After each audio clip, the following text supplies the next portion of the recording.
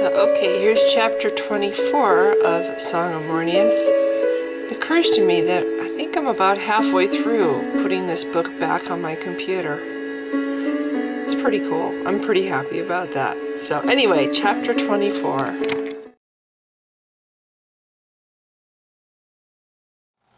Song of Mornius, chapter 24. Galen started. From behind him came the slow scrape of metal as the giant drew his sword. With a curt nod to Galen, Pony, his eyes grave, started across the temple's alabaster floor toward his friend. "Something," Grevlin replied between his teeth to Pony's silent question. There was a pause. "Human!" The giant lunged through the doorway. There was a yelp as he stuck out an arm, then stumbled back, thrusting a kicking Dren Avram high into the air. "Dren!" Galen leaped to his feet as Grevlin raised his sword. With a desperate wrench, Dren twisted his body and kicked, his right heel smashing the giant's nose. Grevlin's head jerked back from the blow. Frowning, he held his captive at arm's length and studied him. Then he turned toward Galen. "He stinks of blood," the giant said. Battle echoes in his eyes. Pony approached his friend. "Do not interfere, master. His purpose here is urgent." Slowly Grevlin sheathed his massive blade, then carefully set the guard on his feet. He bent, lifting Dren's chin with his thumb, and Dren rolled his angry gaze backward at Galen. His clothing dripped water and blood. His chest heaved as if he had run a great distance, the old scar gleaming white across his blood-spattered cheek. "Dren?" Appalled, Galen hurried toward him. "What is it?" Dren shook himself free with a curse. He snatched out his sword, then sprang toward Galen. "Come on, Laval!" Galen blinked as the guard seized his arm and pulled. "Tarek refuses to retreat without you!" "Retreat?" Galen stared at Dren's mail, at the congealing blood on the guard's sword. With a low growl, Dren spun toward the entrance, dragging him. "It is time, Galen!" Pony shouted the words. Twisting around, Galen caught sight of the winged elf. Pony's eyes blazed for him. With a nod and a gesture, the elf mage urged him to go. "Hurry," he said, "and remember who you are!" Hulrum? Galen's thoughts raced. Dren jerked at his arm, whipping him back around. Then his gaze found Grevlin's. The giant had his sword unsheathed. Swiftly he dodged past Pony's hands and sprinted for the entrance. His thunderous war cry shocked the stone. Galen stumbled. As Dren pulled him through the temple's doorway, Mornius screamed. A sudden resistance caught at Galen. Power surged between the walls and his staff. Grevlin, forced aside from his charge, was captured, his left wrist snared by Pony's strong fingers. For an instant Galen held Pony's stare. The elf's violet eyes smoldered a bitter rage. Without hesitation then he lifted his crystal staff and transferred, taking the fully blooded giant with him. But Grevlin Mistivir was used to such things. As his physical presence winked out, his cry echoed back, "Save Avalar!"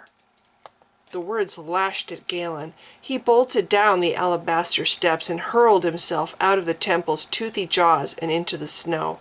With a spray of icy powder, Dren joined him. Together they rushed across the power-mangled field. Fog covered Tyrdawn's valley, hid the tops of the distant trees. Yet Dren's tracks were clear in Mornius's light, a ragged path of dark blue hollows in the snow. Dren struggled for air, coughing between breaths as he ran. Gripping his staff, Galen glanced at him, at the unfamiliar look of distress on his face. With his mind, Galen reached for his staff. A cold blast of wind slapped at him, breaking his focus. Unable to help Dren with magic, Galen grabbed his guard's gauntleted arm. "No!" As Dren shoved him forward, wings flailed above his head. Black shadows darkened the snow. Hunching his shoulders, Galen sprinted again beside his guard, racing with Mornius toward the trees. "Fight!" Dren panted. With the strength of desperation, he lunged forward between the branches and raised his sword. Galen followed as the fog dissipated before him. Winged bodies dropped from the sky, snatched Tarek's fighters aloft into the trees, and with hungry claws and teeth tore them apart.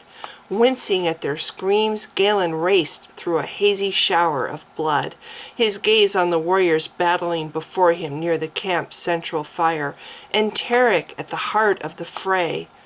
Tarek! He couldn't run. The new snow was deep, kicked up into whirls and drifts by wind, shivering in sheets of white powder from Mount Alliance looming slopes.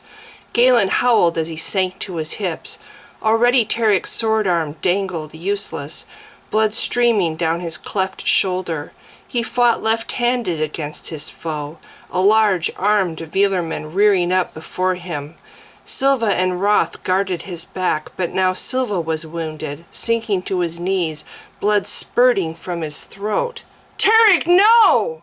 Galen scrabbled forward, Mornius clenched in his fist. Tarek spotted him and yelled something. Then a tide of wingless Veelermen crashed down on him, their black swords flailing.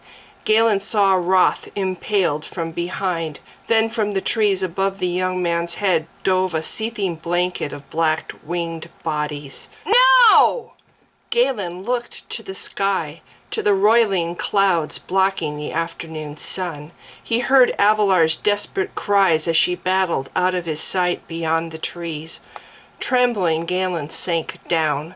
Numbly he stared at the place Tarek had stood, at the mob of creatures still hacking with their swords. All around him the two forces converged, the winged army from above and the flightless creatures below. A few of Tarek's men could still be seen, stubbornly flailing with their swords. He no longer cared which. It was beyond him, beyond human strength, impossible to stop. "Help me," he groaned, thinking of Pony. Above his head, Dren Avram fought with the last of his strength, hacking with his broken, bloody blade to keep the leering, skull-like faces at bay. Yet more and more his blows lacked precision. Soon he too would die. Galen stared through a wall of threatening, tortured bodies toward the sun he could not see. He was finished, beaten. Avalar was silent now. Dren, his head bloody and drooping, was sinking down. All the people he loved were dead. Now really he wanted to die. He felt himself battling against the snow, jerking himself angrily to his feet. If he was sobbing, he was beyond feeling his own shudders, the scouring heat of his own tears. "Kill me, you bastards!" screamed his heart, but his jaws were closed, teeth clenched, making any sound impossible. The sky-stone flashed before him. Ignoring the press of black bodies descending to tear out his life, Galen drove the heel of his staff into the snow, pressed his trembling hands against Mornius's crystal heart. The power was already there and waiting, eyes glaring from the lion-like face. He saw the beast turn its shaggy head to face him, the great jaws roaring an impossible roar. Muscles bulged and the massive claws sprang wide. The creature leaped at him, shaggy forearms catching him round the shoulders, lifting him with its lashing tail of fire below, a fallen star screaming across the snow. He thought he caught a glimpse of skulls, scaly bodies and creatures flinging him limply above their heads, but with his eyes he saw the lion, fell slowly, his face smiling, into a gaze of purest gold. The staff in his hand dropped away. He had lost it, or the creatures had ripped it from his grasp. He didn't know, couldn't know. There was only the rush of wind and the taste of freedom, the first taste of air he had ever known. Galen opened his eyes. Fire lashed at him, surrounded him. Pony helps us with his fire, he thought. But then he saw that it came from himself, blasted from his staff lying abandoned among the trees, and from his own chest, his mouth, his arms, his eyes. In dismay he saw the creatures flying like dead leaves in all directions, their tortured bodies writhing inside his fire, changing. His eyes were Halram's, seeing everything. His mind seethed with Halram's thoughts. No longer did he feel panic or pain or fear. The bodies changed, the hurts were mended. Time stopped as he thought he knew it. All across the valley, health returned. Movement caught at his focus. Then, for a moment, Galen again found himself. Men were climbing to their feet. Tarek, striding toward him, was holding out his hands. His heart resumed its painful rhythm. He remembered to breathe again. Horam allowed him that much, involuntary movement to keep him living. Yet there was more. Now the warder crouched fierce in his heart, the memory of its roar bouncing back like distant echoes. With a nod, he accepted the warder's embrace, slipped with an easy sigh into the safety of Horam's arms. Leaning forward, Felrina peered into her father's eyes. She covered his fumbling hands with her own. "You cannot be serious," she whispered.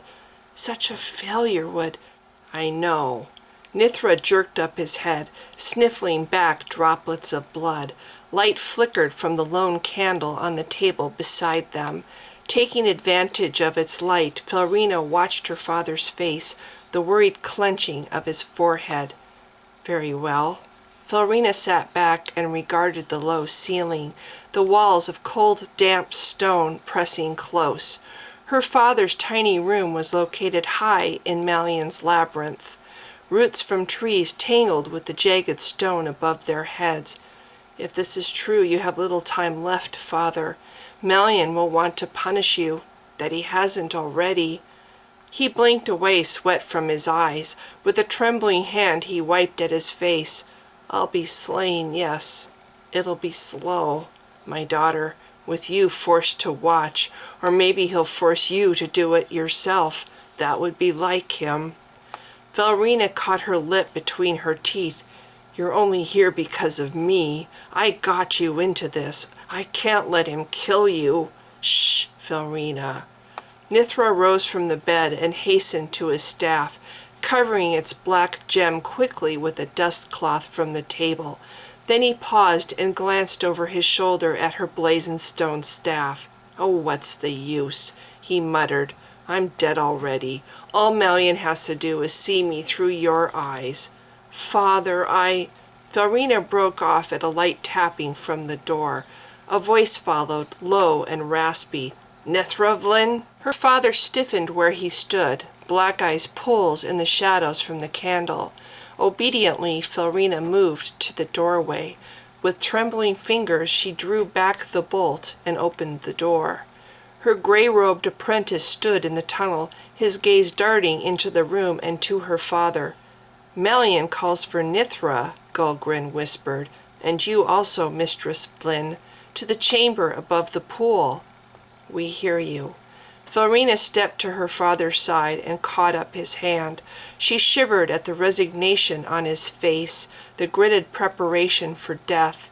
Clenching her fist to keep her voice steady, she finished the formal response. "And we come."